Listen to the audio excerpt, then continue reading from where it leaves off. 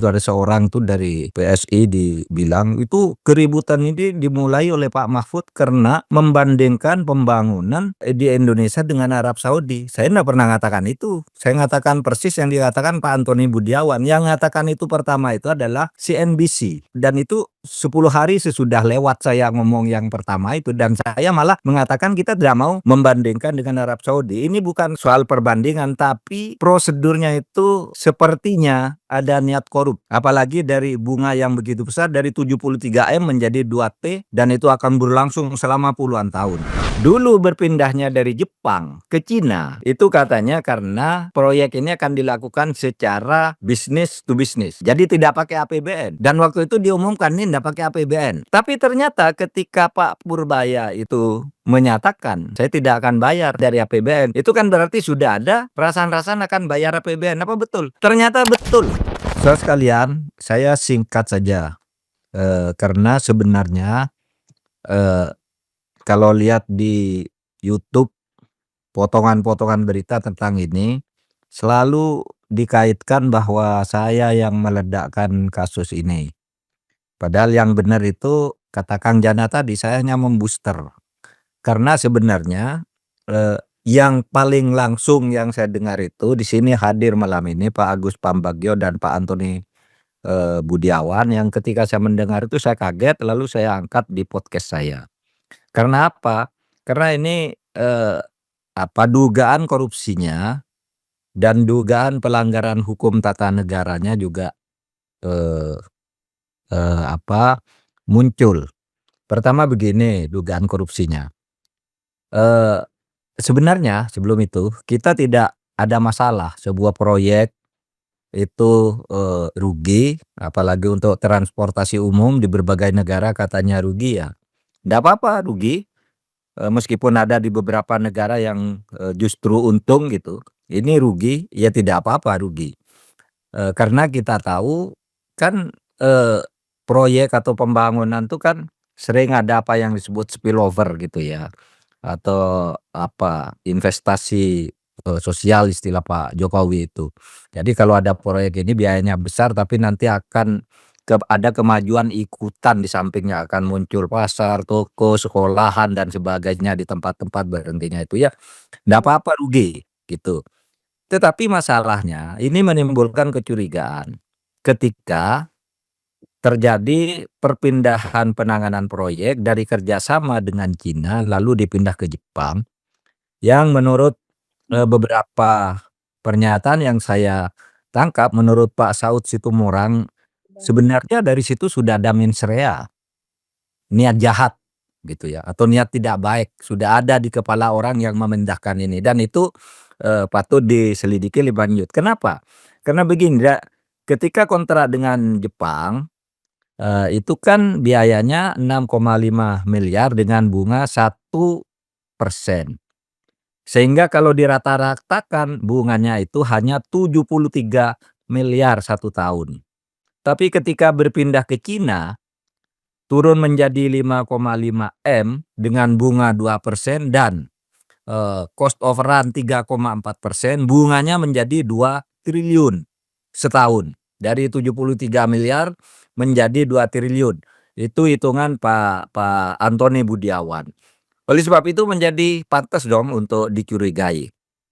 Nah, saudara sekalian, salah juga kalau orang mengatakan kita tidak boleh dong membandingkan dengan kereta Arab Saudi seperti yang dilakukan oleh Pak Mahfud. Saya tidak pernah membandingkan ini dengan kereta cepat Arab Saudi.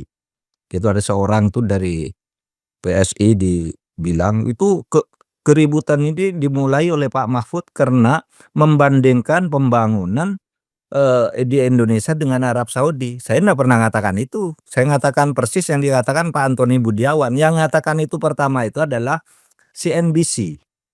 Yang membandingkan itu CNBC, saya dan itu 10 hari sesudah lewat saya ngomong yang pertama itu, dan saya malah mengatakan kita tidak mau membandingkan dengan Arab Saudi. Ini bukan soal perbandingan, tapi prosedurnya itu sepertinya ada niat korup. Apalagi dari bunga yang begitu besar, dari 73M menjadi 2T, dan itu akan berlangsung selama puluhan tahun. Nah, sehingga dengan demikian kita perlu diskusikan ini bagaimana sebenarnya ini posisi kasus ini secara politik, secara hukum, dan sebagainya. Saya juga mengatakan, apakah Pak Jokowi memberhentikan Pak Jonan untuk, apa namanya, untuk menjadi menteri karena menolak proyek ini, apakah salah? Pak Jokowi tidak salah, karena memberhentikan menteri itu adalah hak prerogatif. Tapi masalah yang mendahului dan masalah yang menyusul sudah itu menimbulkan kecurigaan, menimbulkan dugaan. Patut dong kita, menduga, gitu. Oh, ini kayaknya ada sesuatu, dan jangan disalahkan kalau orang membuat dugaan itu lalu salah secara hukum, tidak. Hukum pidana itu justru harus dimulai dari dugaan bersalah. Dugaan tidak bersalah atau praduga tak bersalah itu nanti ketika perkaranya berjalan, seseorang yang terdakwa atau dituntut atau dituduh itu belum boleh ditindak. Misalnya gajinya dihentikan kalau dia pejabat, disebut sebagai terpidana, fasilitasnya dicabut sebelum ada putusan atau perintah hakim gitu. Tapi kalau kita menduga, itu justru setiap perkara pidana mulai dari dugaan. Karena diduga begini lalu diselidiki. Sesudah diselidiki ya ditemukan alat bukti lalu disidik gitu. Peristiwanya terjadi lalu tersangkanya siapa, kan begitu. Nah, saudara sekalian,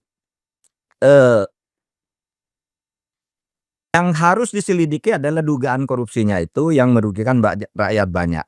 Lalu secara ketatanegaraan coba, Rini itu nampaknya tidak pernah hadir ke DPR. Padahal proyek seperti ini menjadi bagian dari tugas pengawasan ya DPR.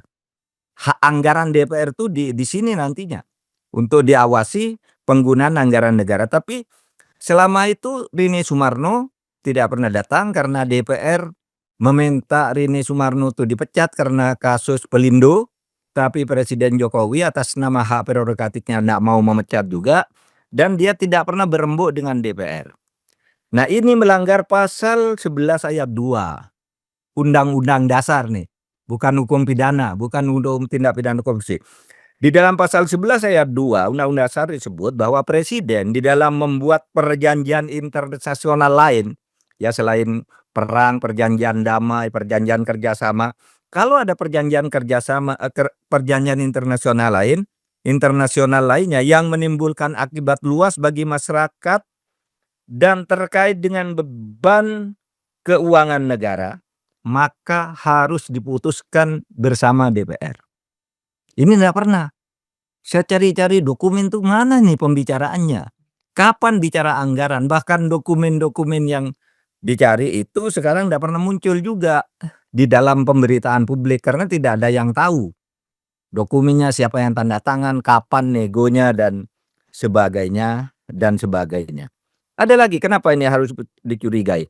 Dulu berpindahnya dari Jepang ke Cina, itu katanya karena proyek ini akan dilakukan secara B2B, business to business. Jadi tidak pakai APBN.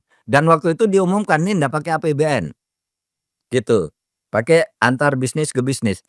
Tapi ternyata ketika Pak Purbaya itu menyatakan, saya tidak akan bayar APBN dari APBN, itu kan berarti sudah ada rasan-rasan akan bayar APBN. Apa betul? Ternyata betul. Pada bulan Agustus tahun 2023, Menteri Keuangan itu mengeluarkan Permenkyu nomor 89 tahun 2023. Isinya apa? Isinya tata cara memberikan jaminan pemerintah atas hutang-hutang atau proyek-proyek PT Kereta Api Indonesia. Nampaknya mengantisipasi kegagalan bayar ini, sehingga APBN akan turun tangan. Nah, saudara, pada akhirnya saya ingin mengatakan mari kita diskusikan ini untuk mencari kebenaran. Hukum harus ditegakkan agar tidak terbiasa. Bukan soal kita suka atau tidak suka terhadap seseorang, tetapi ini harus dijernihkan karena kalau hal ini dibiarkan lewat begitu saja ya nanti akan terjadi lagi. Toh kata orang besok yang dulu presiden juga begitu, yang dulu menteri juga begitu. ndak diurus-urus gitu, ndak dipersoalkan karena ini masalahnya berat. Nah, oleh sebab itu mari kita, selesaikan ini.